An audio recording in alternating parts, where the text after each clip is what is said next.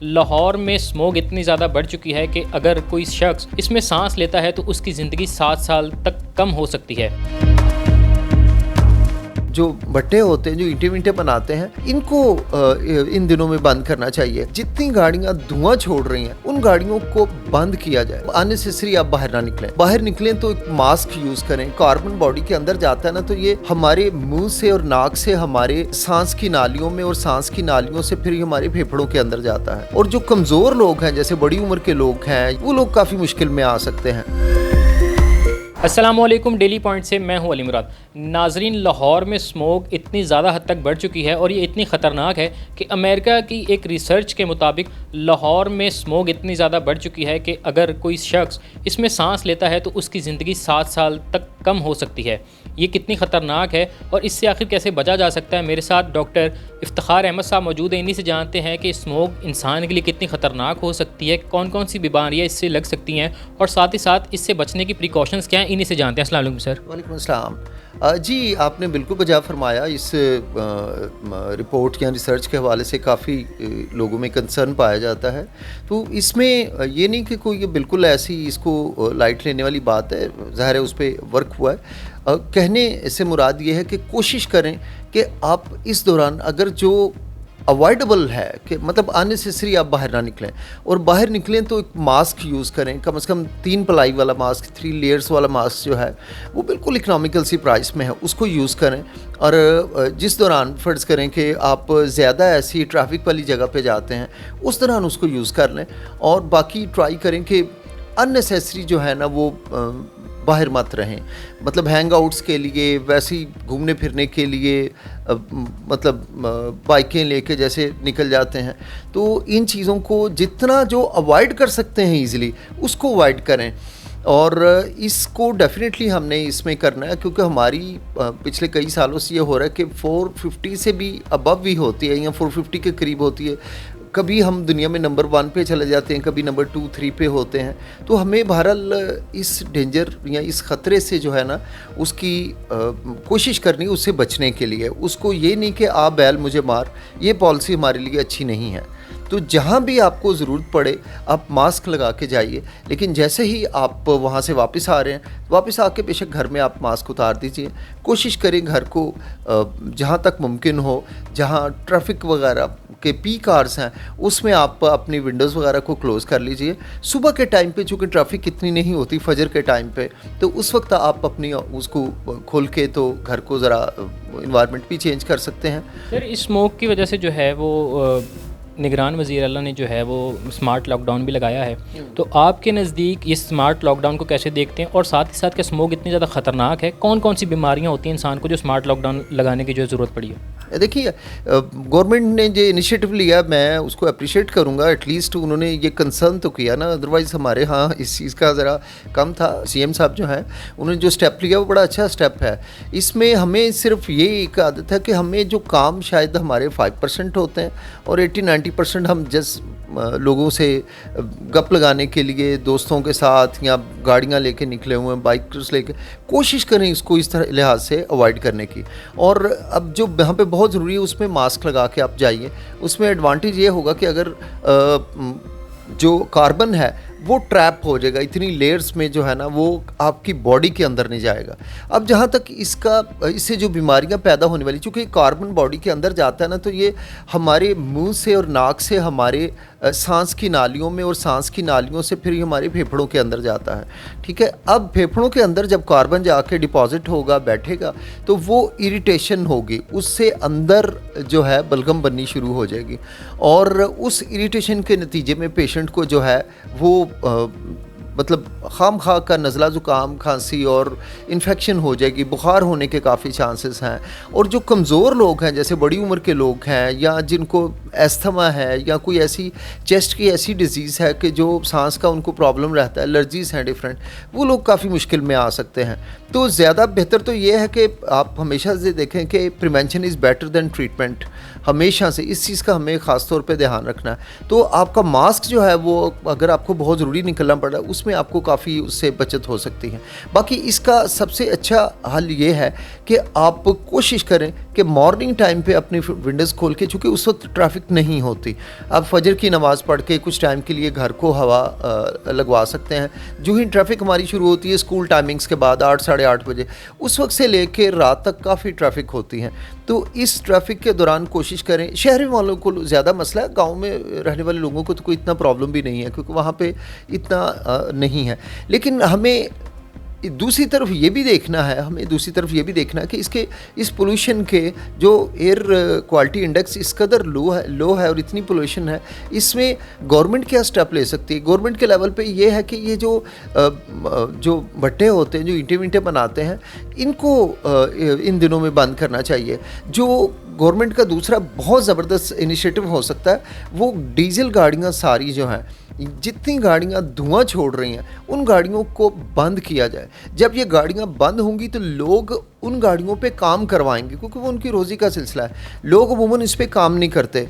जब इन पे थोड़ा सा काम किया जाएगा तो उनके अंदर से ये धुआं और ये इस किस्म की कार्बन वाली चीज़ें काफ़ी कम हो जाएंगी और लोग दूसरे जो है अल्टरनेटिव मेजर्स पे जाएंगे कि धुआं वाली आ रहा है, वरना अदरवाइज़ तो हमारे लोग एहसास ही नहीं करते वो धुआं आ रहा है।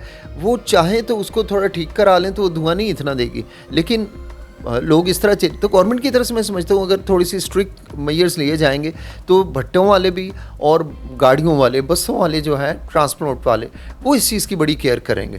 सर, एयर क्वालिटी इंडेक्स के बारे में ज़रा हमारे देखने वाले को बताइएगा कि एयर क्वालिटी जो है वो कितनी जो है वो सूटेबल रहती है कि अच्छी जो है उसको कहा जाए, और किस हद तक अगर वो बढ़ती जाए तो वो ख़तरनाक होती जाती है। जी देखें, तकरीबन 100 से 200 तक हो तो कोई ऐसा सच की वो इतना इशू नहीं है, लेकिन 200 से ऊपर जाना जो है वो थोड़ी सी कंसर्न की बात है। और अनफॉर्चुनेटली लाहौर में हम हमेशा कई सालों से हम देख रहे हैं कि 400 से अबव ही चले जाते हैं, हम 450 के करीब चले जाते हैं। तो अल्लाह ताला से साथ साथ जो है वो दुआ भी करें कि हर हफ्ते में एक दफ़ा भी अगर बारिश हो तो ये एकदम से ड्रॉप होके अराउंड 50, 60, 70 पे आ जाता है, जो कि बहुत ही गुड। एक सवाल बड़ा अहम है यहाँ पे कि आपने कहा कि 100 से 200 के दरमियान में अगर एयर क्वालिटी इंडेक्स रहता है तो इतना ज़्यादा ख़तरनाक नहीं होता जी। तो इसमें अमूमन देखा जाता है कि 100 से 200 के बीच में अगर इंडेक्स रहे तो आई और ब्रीथिंग के इश्यूज़ रहते हैं। लेकिन जब आप बता रहे हैं कि लाहौर का जो है वो 400 से अबव है, तो ये कितना ज़्यादा जो है वो संगीन है और सोचने वाला एक है। ऑब्वियसली जैसे मैंने पहले बताया कि जो ये इंडेक्स बढ़ेगा तैसे तैसे प्रॉब्लम्स बढ़ेंगी, ठीक है। लेकिन कोशिश करें आप अपने तौर पे अननेसेसरी, जैसे कोई ऐसा तंदूर है फ़र्ज़ करें जहाँ से धुआं बहुत आ रहा है, या कोई कोयलों पे चला रहा है जैसे ये हेयर ड्रेसर्स वगैरह चलाते हैं, तो इनको दूसरे ऑप्शंस की तरफ ले जाने के लिए गवर्नमेंट स्टेप लें ताकि एयर क्वालिटी जो है वो बेहतर हो। गाड़ियों पे और ट्रैफिक पे मैं बात ऑलरेडी कर चुका हूँ, लेकिन फिर इसके साथ साथ आप अपने तौर पे सेंसिटिव लोगों को कोशिश करें कि उनको घुमाने के लिए या जितना मुमकिन हो उनको घर में रखें, ठीक है। जो सांस के पेशेंट हैं, एस्थमेटिक्स हैं, जिनको दमे की तकलीफ़ है, या जिनको ब्रोंकाइटिस है, ब्रोंकिक्टेसिस है, सांस की नालियों की बीमारियां हैं, बड़ी एज में अमूमन ऐसा है, ये छोटे बच्चों को ख़ास तौर पे हमने केयर करनी है। और दूसरा अननेसेसरी बाहर नहीं निकलना, इससे हमारी ये काफ़ी ड्रॉप हो के इवन 200 से भी काफ़ी ड्रॉप हो जाएगी अगर हम ये स्टेप्स ले लेंगे ज़रूरी, तो ये हमें इतने बड़े ख़तरे से हम बच जाएंगे। तो सर, आपने जो है वो स्मोक के जो है वो असरात के बारे में तो हमें बताया कि हमें ब्रीथिंग इश्यूज़, आई इश्यूज़ और बहुत से दूसरे मसाइल जो हैं उनका सामना हो सकता है। तो ज़रा इसकी प्रिकॉशंस बताएं कि हम जो है वो कैसे इस चीज़ से बच सकते हैं, ख़ुद को, अपनी फैमिलीज़ को कैसे इससे महफूज रख सकते हैं। जी, जिस तरह हमें सबको पता है सफाई निस्फ़ ईमान है, कोशिश करें अगर जितनी दफ़ा मुमकिन हो 3, 4, 5, 6 बार हाथों को साबुन से अच्छी तरह धो लें। इसके अलावा मुँह को भी अच्छी तरह धो लें। नाक में अगर नीम गर्म पानी हो उसको थोड़ा सा चढ़ा के, खींचे नहीं, उसको चढ़ा लें, नाक को साफ़ रखें। अपनी आँखों की ये जो आई लैशेज़ हैं, आईब्रोज़ हैं, इनको साबुन से दिन में 2-3 बार आप धो लें। और दूसरा ये कोशिश करें, छोटे नन्हे बच्चों के लिए घर में साल्ट लैम्प एक बड़ी खूबसूरत चीज़ है, उसको बिजली से चलेगा, उसको लेके वो जो है वो ऐसे जो उससे फ्यूम्स पैदा होते हैं, उससे एनवायरनमेंट जो होता है वो सांस की नालियों के अंदर जो इन्फ्लेमेशन है, जो सोजिश है, उसको कम करता है। तो ऐसे लोगों के लिए वो एक नेमत है। इसके अलावा जिनके पास वो लैंप नहीं है या लाइट गई हुई या बिजली नहीं है, एक देगची में आप पानी डाल लें और हल्की सी आंच पे छोड़ दें और उसमें बेहतर है कि हल्दी 1 चम्मच, कलवंजी 1 चम्मच, दारचीनी 1 चम्मच और अजवाइन 1 चम्मच छोटे, वो उसके अंदर डाल दें। इसका ख़र्चा बिल्कुल भी कोई नहीं है और हल्की आंच पे चलने की वजह से पूरे घर में इसके फ्यूम्स जाएंगे और ये ब्रेक हो जाएगा। ये फिनोमेना जो चेन होती है ना, कि एक जो बीमार होके आया ना, जब से शुरू मैंने मरीज़ों को देखता हूँ, मैं कहता हूँ जो बीमार होके आया इसके बाद फिर बाकी के घर वाले बच जाते हैं इससे, अल्हम्दुलिल्लाह। छोटे छोटे नन्हे नन्हे बच्चे भी बच जाते हैं क्योंकि उस एयर में वो सांस लेते हैं। और ये चारों चीज़ें जो हैं, अल्लाह सुब्हानहू तआला ने इनको दाफ़े सोजिश बनाया है। ये बेहतरीन अल्लाह के एंटीबायोटिक्स हैं, अल्लाह ताला के बनाए हुए। इससे सांस की नालियों वाले बंदों को बहुत फ़ायदा होगा। नज़ला ज़ुकाम इस सर्दियों में लोग यकीनी तौर पे इससे बहुत महफूज रहेंगे। अपने डिफेंस मैकेनिज़्म को स्ट्रॉन्ग रखना है। डिफेंस मैकेनिज़्म कैसे स्ट्रॉन्ग रहेगा कि आप सांस की एक्सरसाइजेस करेंगे। योगा के अंदर सांस की बहुत सारी एक्सरसाइजेस हैं जिन्हें हम प्राणायाम्स कहते हैं या ब्रीदिंग एक्सरसाइजेस कहते हैं। इससे आपके लंग्स जो हैं वो बड़े एफिशिएंटली काम करते हैं। लंग्स जब स्ट्रांग होते हैं तो उसके अंदर जो ट्रैप करके फ़ॉरेन बॉडी को लेके आने वाली सीलियाज हैं और वो जो एस्केलेशन का जो प्रोसेस हवा की नालियों का फेफड़ों के अंदर है, वो कहीं ज़्यादा इफेक्टिव और एफिशिएंट हो जाता है। उसका तरीक़ाकार ये है कि सांस की मशक़ें करनी है। अब अमूमन ये होता है सर, जिन मशकों का आप जिक्र कर रहे हैं, अगर हमारे नाजरीन को आप करके दिखा दें तो वो शायद ज़्यादा आसान हो। जी, इसमें ऐसा है कि आप घर में बैठ जाएं, आपको ज़्यादा से ज़्यादा 3 से 5 मिनट लगेंगे इन एक्सरसाइजेस को करते हुए। तो करना क्या है, मैं आपको बताता हूँ कि आप किसी दीवार का सहारा ले लें या ज़मीन पे बैठ जाए, इस तरह से आलती पालती, इसे हम आलती पालती मार के बैठना कहते हैं। और ये 2 फिंगर यानी अंगूठा और इंडेक्स फिंगर को मिला लें, स्पाइन को सीधा कर लें। अब आपने क्या करना है, तसव्वुर ये करना है आंखें बंद करके और मुंह बंद करके कि आपके नाक के पास एक मोमबत्ती जल रही है और आपने उस मोमबत्ती को बुझाना है, ब्लो करना है। तो ऐसे ही होगा ना कि उसको फूंक मारेंगे तो बुझेगी, लेकिन मुंह को इस्तेमाल नहीं करना, अपने नथनों को इस्तेमाल करना। अल्लाह सुब्हानहू तआला ने वैसे भी खाने और पीने के लिए मुंह बनाया हुआ है, हमारी सांस के लिए अल्लाह ताला ने हमें नथने अता किए हैं। तो इन नथनों के ज़रिए हमने सांस को बाहर फेंकना है। तो आप गौर से देखिएगा, इस एक्सरसाइज जिसे हम योगा में कपालभाति कहते हैं, आप लोगों ने अक्सर लोगों को करते भी देखा होगा। आप देखिएगा कि मैं सांस को अंदर नहीं लेके जाऊंगा, सिर्फ मैं सांस को बाहर ही फेंकता जाऊंगा।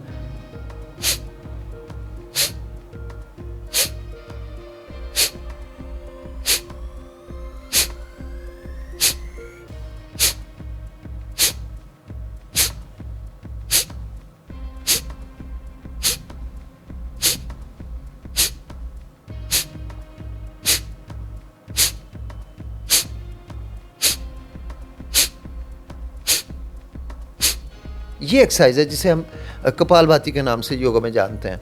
अच्छा, एक तो ये सारा काम आपने देखा कि लंग्स जो हैं वो बड़ी स्ट्रांगली आपके जो है सुकड़ रहे हैं और प्रेशर से हवा को बाहर मार रहे हैं। ठीक है, इससे क्या होता है कि जिन साथियों को नज़ला ज़ुकाम, खांसी और गला ख़राब रहता है, अक्सर कोरोना के से हट के भी, इस पोल्यूशन के दिनों से हट के भी योगा करने वाले वो लोग जो इस ब्रीदिंग को प्रैक्टिस करते हैं, वो लोग ज़िंदगी भर के लिए इम्यून हो जाते हैं।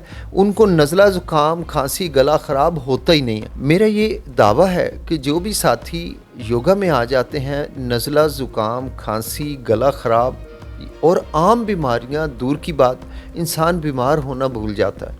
अल्हम्दुलिल्लाह, अल्लाह की इतनी की रहमत है योगा के अंदर, कोई अल्लाह ताला ने इतनी शफाई असरात रखे हैं।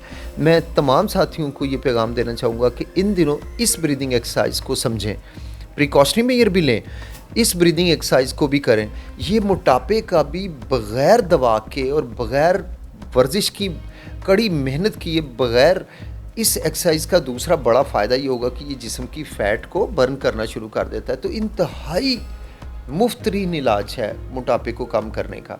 ओके, और इसके अलावा मैंने बताया था नज़ला ज़ुकाम, खांसी, गला ख़राब, सीने के अमराज से मरीज़ बिल्कुल टोटली ज़िंदगी भर के लिए इम्यून हो जाता है जब ये, और योगा की दीगर इसके अलावा भी ब्रीदिंग एक्सरसाइजेस हैं। ओके, तो इसको ज़िंदगी में शामिल कर लें तो भूल जाएंगे कि मेडिसिन क्या होती है, डॉक्टर्स क्या होते हैं और हॉस्पिटल क्या होते हैं। पेशेंट इससे इम्यून हो जाता है, इससे इतना एक्टिव होता है। तो लंग्स आपने देखा, जब मैं थ्रो कर रहा था तो मेरी थ्रो दूर तक जा रही थी, मेरे लंग्स बड़े एफिशिएंटली काम कर रहे थे। तो एज के साथ जब 40 साल से ऊपर एज होती है, लंग्स आहिस्ता आहिस्ता सिकुड़ना शुरू हो जाते हैं, ये इतने एफिशिएंट नहीं रहते। इसलिए बड़ी एज के लोग जो हैं वो बड़ी आसानी से सांस की बीमारियों का शिकार हो जाते हैं और अमूमन इन बीमारियों से हॉस्पिटलाइज हो जाते हैं।